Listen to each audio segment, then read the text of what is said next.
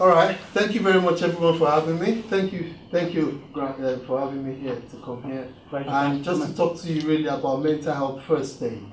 How many of you have ever heard of mental health first aid? Yep. Okay, brilliant. So before we do that, I'll just tell you a little bit about myself. So my name is Leigh. I used to work for the Department of Health, and I was there for 17 years. I used to work with parliamentary questions, I did payroll, I did HR, but I was also a physical first aider there. And it's interesting how, as a physical first aider, I used to get one paper cut probably every 6 months. The building, big building, 2,000 plus people, great building. However, it was just paper cuts. And it's amazing how when I became a mental health first aider, almost every other week, somebody would need my help. Somebody would want to have a chat about something that they were going through. So I realized that mental health first aid is actually a very important course. So I went to London, did 7 days to become a trainer. And so within the department, I used to train loads of people. I left DH July 2016. So actually, next week Monday will be exactly 2 years since I left my job. And I now train companies and I go around training this course really within the mental health first aid. So that's just a little bit about myself. Now, before we go ahead, I'd like to test people's knowledge about mental health. So I've got a series of questions here. What I'd like you to do is to discuss this between yourselves for about 2 minutes, and then I'll ask you the questions. If you think it's true, you put your hand up. If you think it's false, you leave your hand down. So just have a few minutes to discuss that between yourselves. Just going through the questions. So what do we think?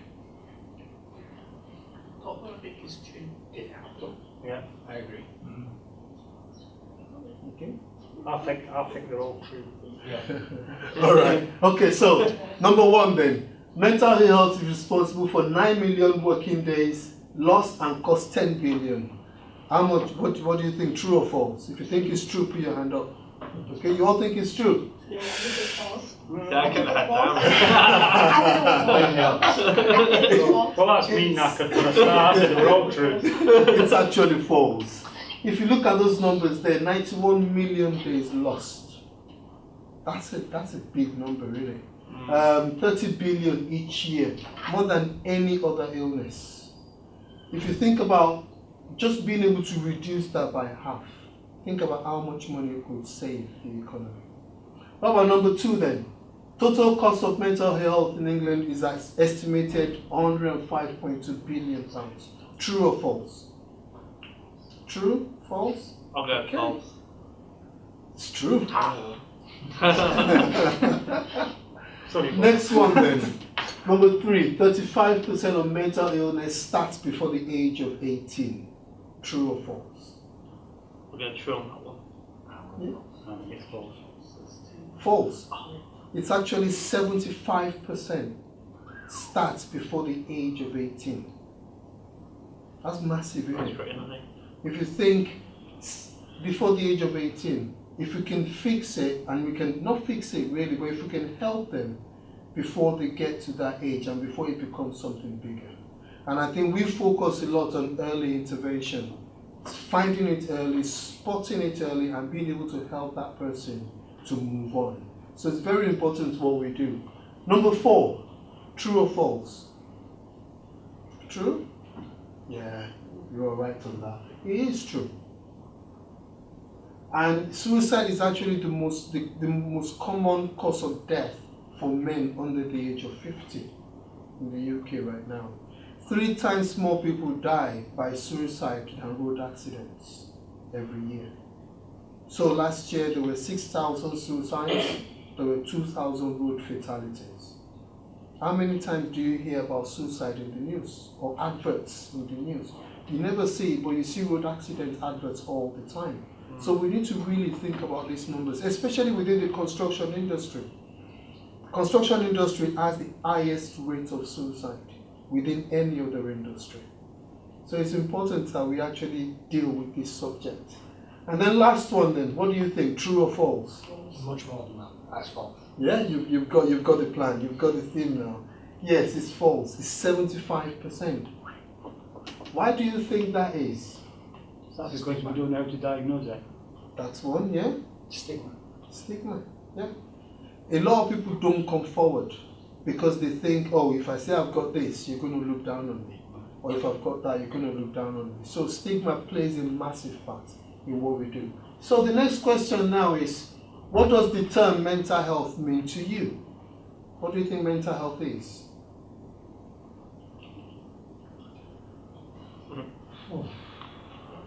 It's a tough one, isn't it? Being mentally well, isn't it? Yeah?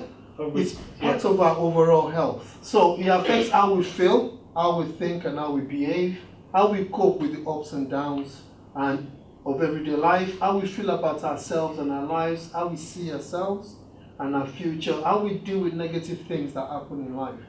We all have ups and downs. Every day things will be up, sometimes go down. You get your car, you drive, somebody cut you up, you see an accident. It could be anything. How you deal with those things can make a difference. Our self-esteem, confidence, and how stress affects us. Stress is a massive one. We all talk about stress all the time, but we don't actually talk about mental health. So again, stress is all part of mental health. So we all have mental health. Each and every one of us has mental health. The difference is, just like physical health, if you have a broken leg, it's a broken leg. People can see that that's bad physical health. And it's the same with our mental health. It can be good or bad. So according to the WHO, a healthy workplace is one where employees and managers work together to protect and promote their health, safety, and well-being, and the sustainability of the business. So mental health is important in the workplace. And we've got some sources of workplace stress. So these are some of the sources of workplace stress.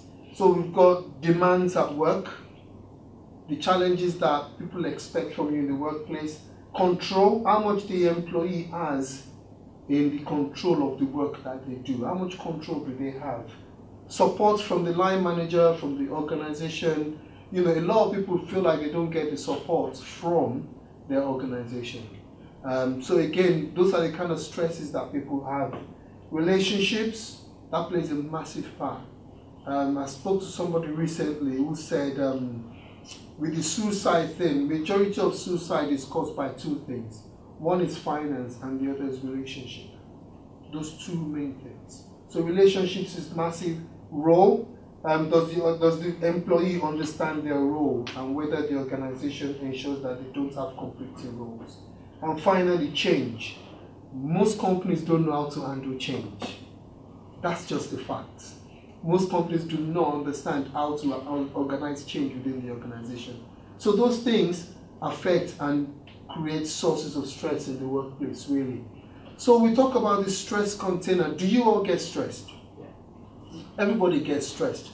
And I've got an example here of what the stress container is. So I've got two containers here. There's a very small one and there's a big one. We all have containers like this inside us, each and every one of us. The size of your container depends on the life you've had growing up. So if you've had a lot of challenges growing up, a lot of bullying, child abuse, drugs, could be anything. The more challenges you've had growing up, the smaller your container will be. So what generally happens is we all have stress going. The sources of stress I mentioned earlier. So things go into your container. So if you look on here, you have stress flowing into your container. What happens when the container fills up? What happens? You explode. If I pour water into this cup, Overflows. it overflows. Yeah? So stress happens and then it overflows. When it overflows is when people have episodes, when people might have a mental health issue. Okay? Now, one of the things we talk about is emptying your container. And the way to empty that container, instead of you can't tip it, the way to empty it is to fix a tap towards the bottom of the container, open that tap, and release some of your stress.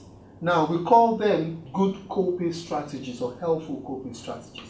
Can you think of some helpful coping strategies? Exercise, maybe. Exercise, fantastic. Having fun. Having fun. Alcohol.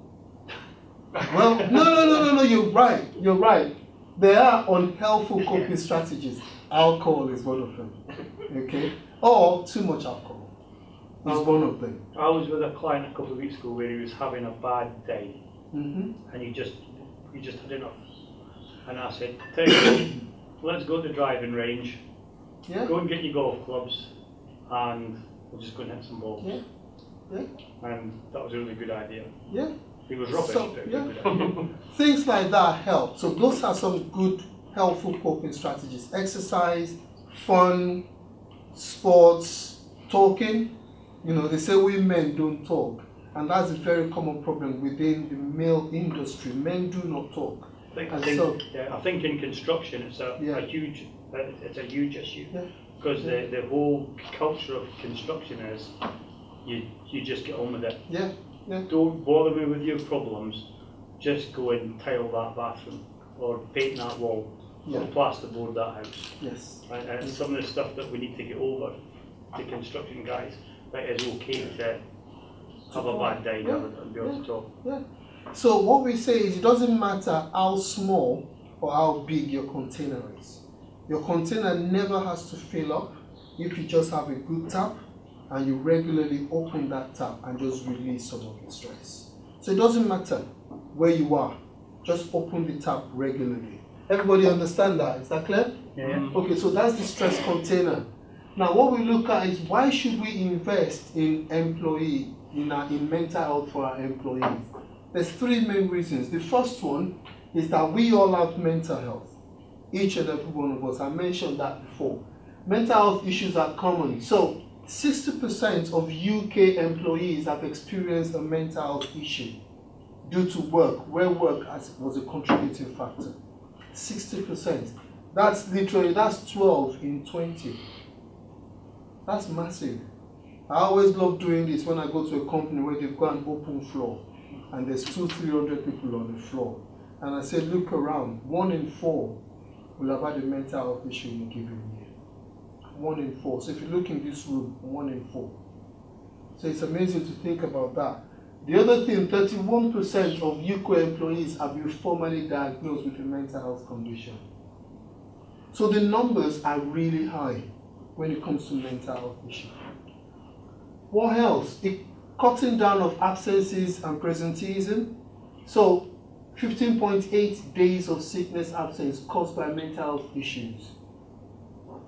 15.8 million. That includes stress, depression and anxiety. Depression and anxiety are the highest two that causes sickness and absences in the workplace.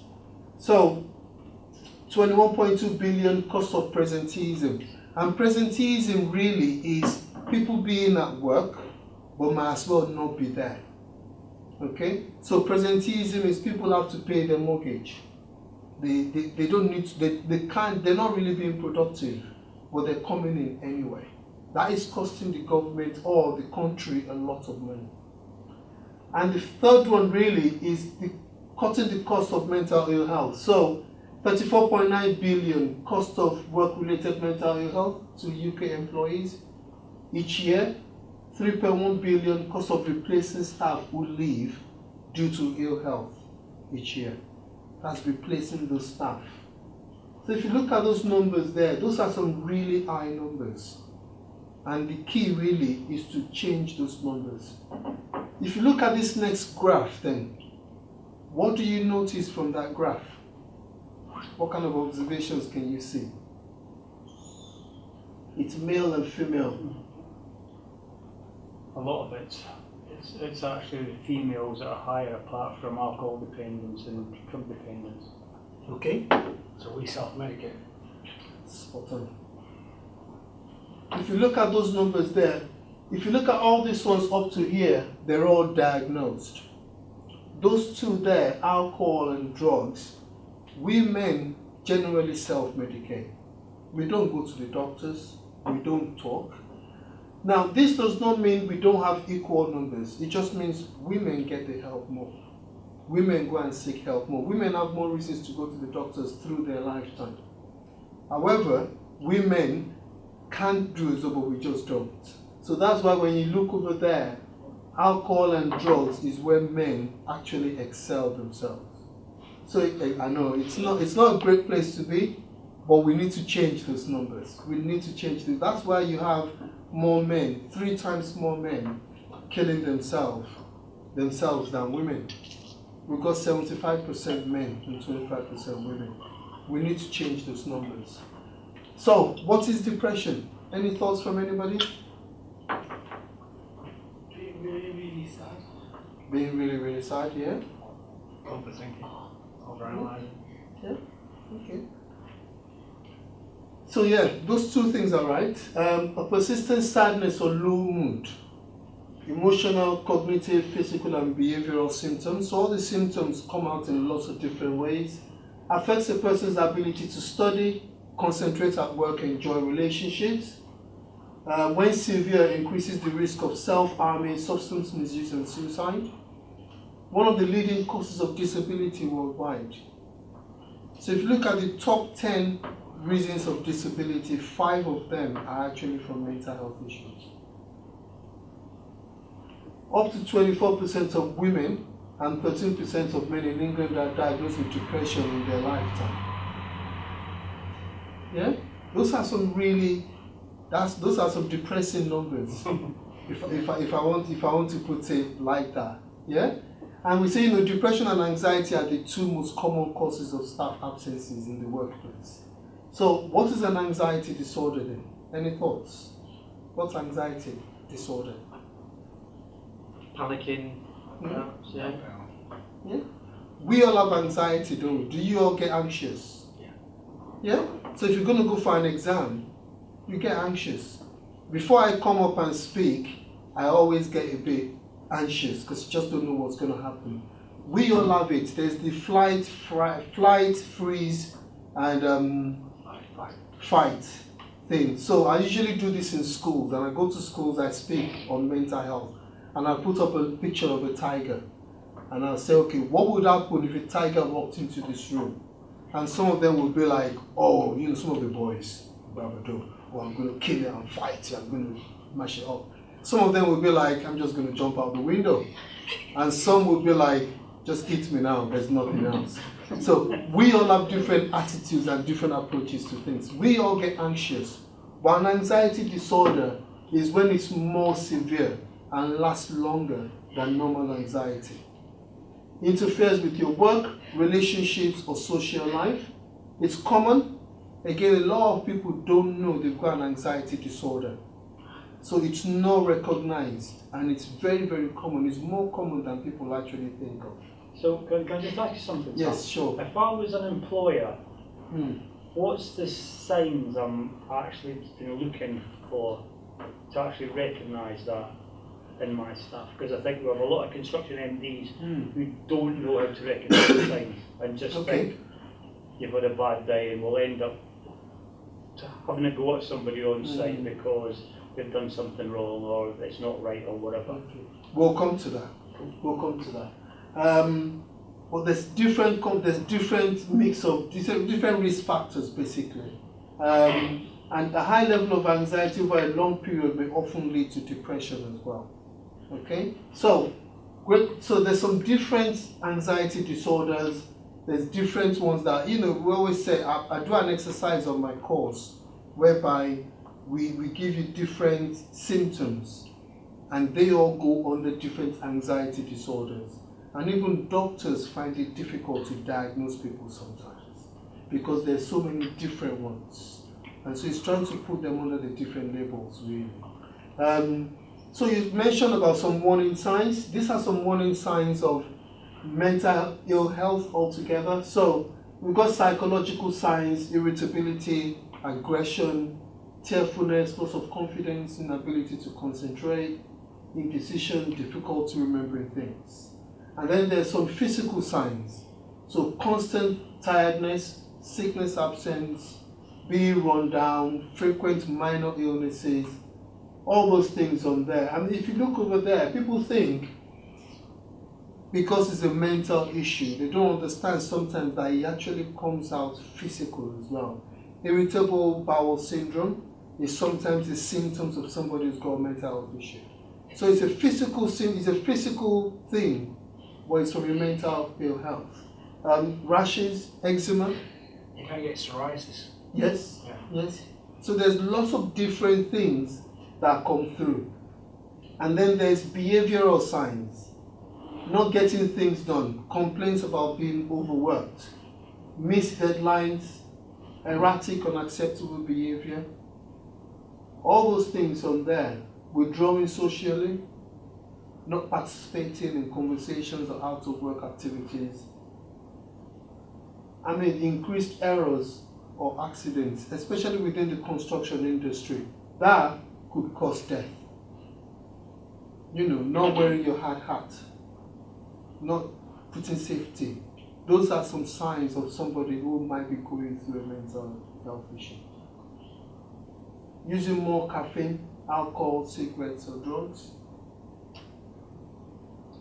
So again, those are some things to look out for within the workplace and when you're talking to colleagues. And I think it's helpful for construction owners to see it, because the one thing that's like a miss that perhaps isn't on there is there's a lot of kind of workplace and bullying, Yeah? especially from main contractors.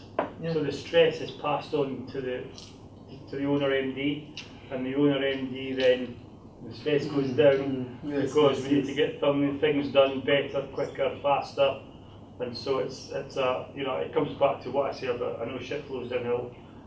Somebody's living in the valley. Yeah. Yeah. All the time. Also as well, I would say that a lot of people take more risks if Yes. they just don't care, I suppose. Yeah.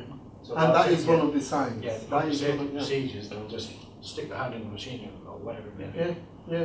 In construction, you find as the job gets towards the end, health and safety goes out the window Yeah. because it needs to get done. Yeah. It needs to be done by then. Yeah, yeah. Yeah. We talk about risk-taking behavior, and that is one of them. You know, it's one of the symptoms that we look out for as well. Why are you doing that? And it's a case of coming for that. Don't care. It could be anything. And it's one of the signs as well. So what can you do? What can you do to help? I spoke earlier about early intervention. So if you think 75% shows up before the age of 18, the earlier you can help somebody deal with whatever mental health issue they're having, the better. So early intervention is important, but most of us know very little about mental health. Most of us don't have a clue. And we can't spot the signs that somebody, or even ourselves, may be struggling. So how do we help? We help you to become a mental health first aider. So mental health first aid is an educational tool which teaches people how to identify, understand, and help a person who may be developing a mental health issue. And basically it's like having a physical first aider in the workplace, where if you break a leg, it can help you. Mental health first aider is exactly the same thing. They're in the workplace to spot the signs and be able to help somebody. Just talking to them. And we have different things. So you know how anybody here is a physical first aider? Yeah?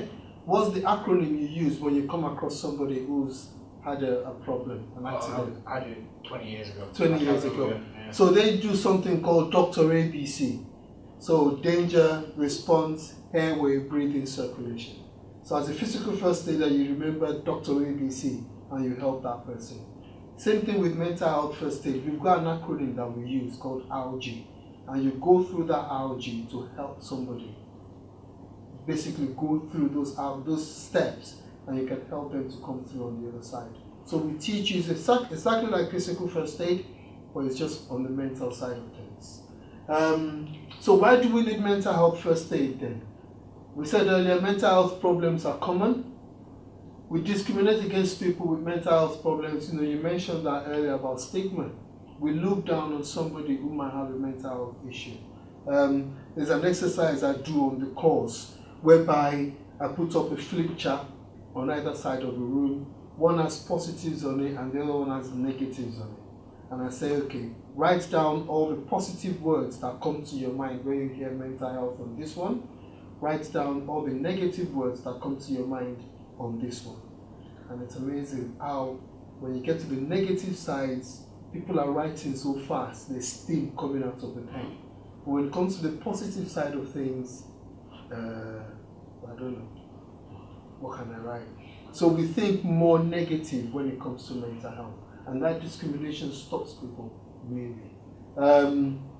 We're not well informed about mental health or mental health problems. Most of us don't know anything about it.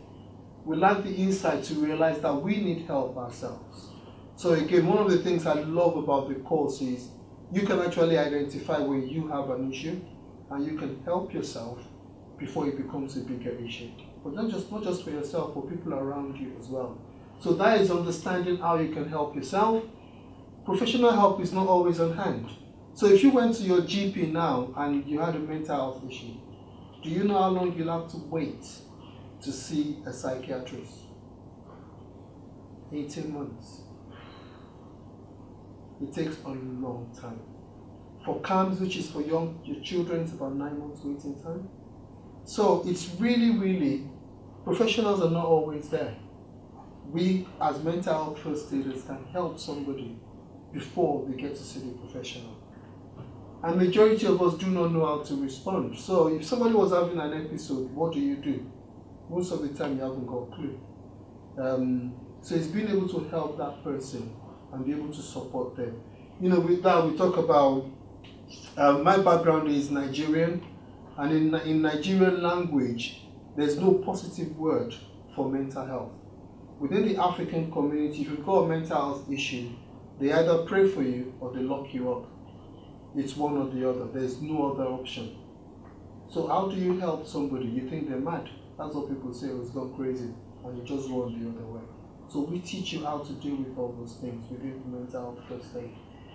The course is a 2-day course. We do presentations, discussions, group work, activities. There's videos during the course.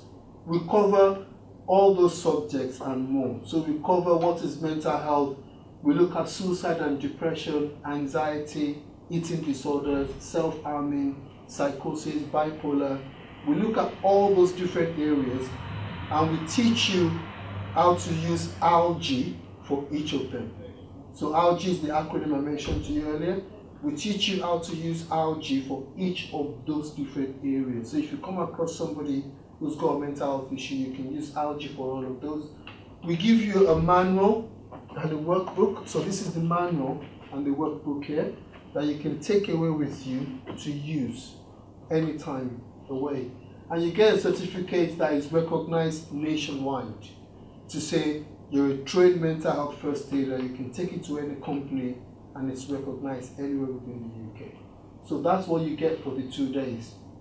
At the end of the course, you'll be able to recognize symptoms of mental health, provide initial help, guide the person towards appropriate professional help, and be mindful of your own well-being. We always say it's so easy to look after other people without looking after yourself. And that happens all the time. We care about other people. We don't really look out for ourselves until things have gone the other way, and then you find yourself in trouble as well. So it's so important that you look after yourself. Actually, with the ALGE, the last E is encourage self-help. And that is using ALGE for yourself. How it can help you, how you can actually put different things in place. That course, I've got my next one coming up next week. I've got one on the 2nd and 3rd of August, but I do them within companies as well. So I can go to a company and run the course, or I have the course in my office. So I've got one next week, 2nd and 3rd of August, and the next one I've got is in November, 21st and 28th of November. So people can come on the course and come and train to become mental health first aiders. These are some companies I've worked with in the last, so I've been doing this now about 4 years, but 2 years I've been full-time for 2 years. I used to work within DH, so I ran in DH.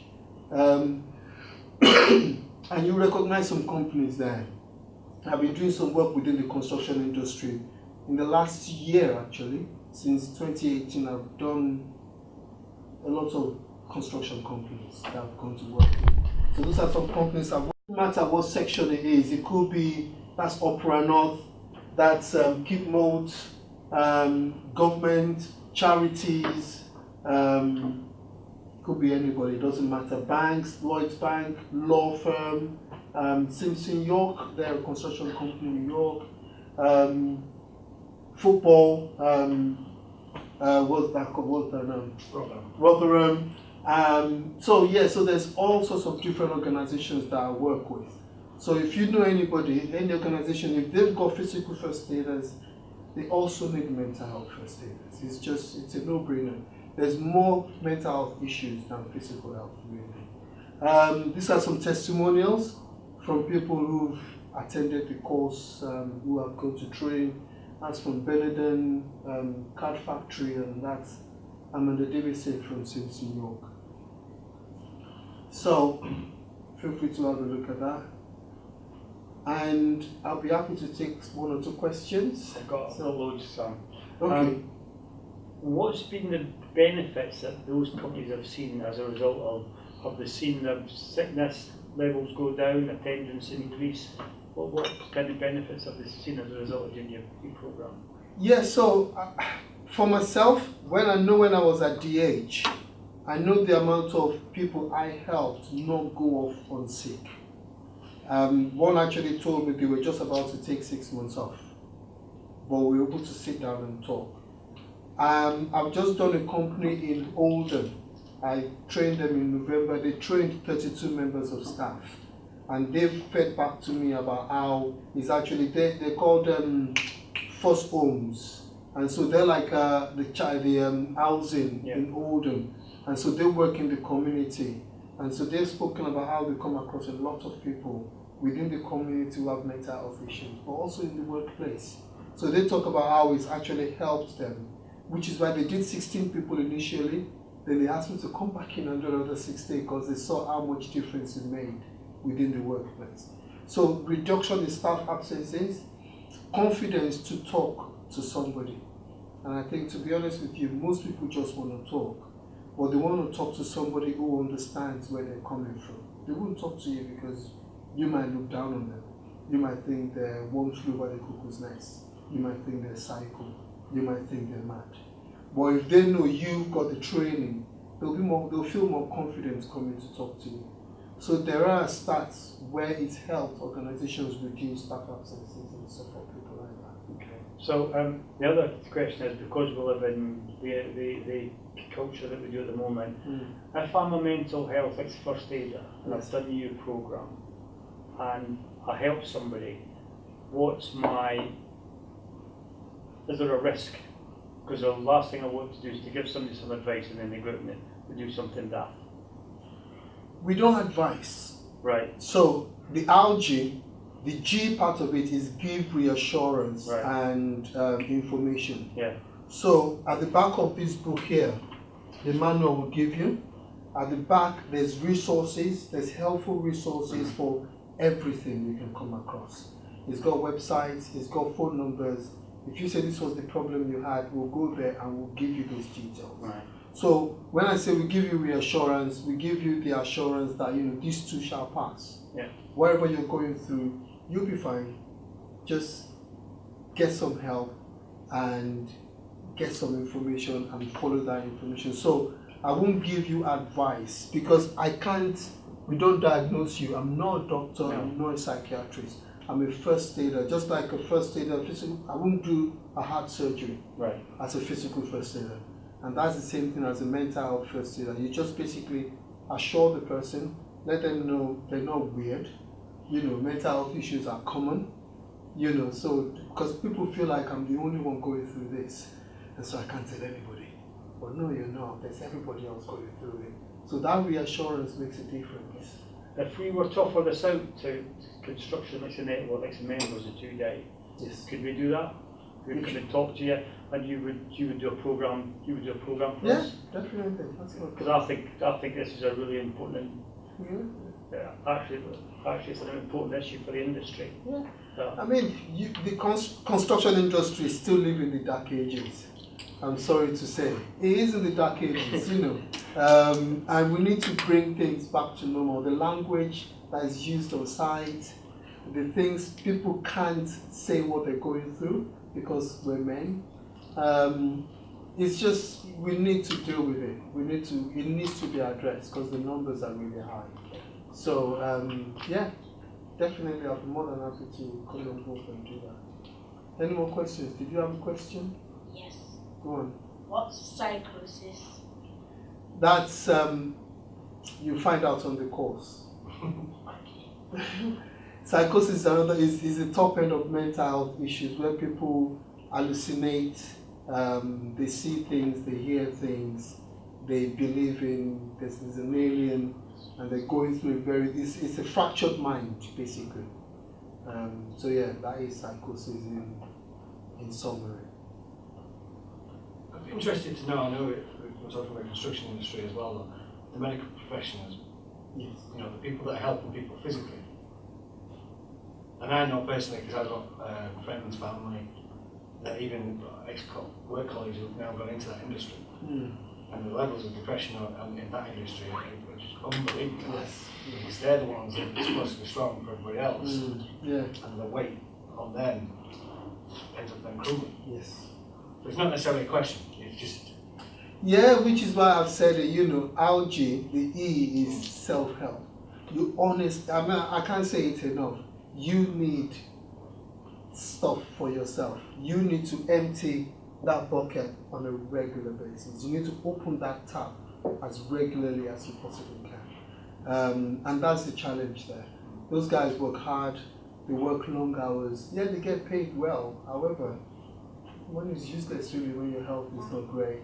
So again, it's just being able to open the tap and being able to help themselves. And it's important, you know, we talk about that a lot on the course.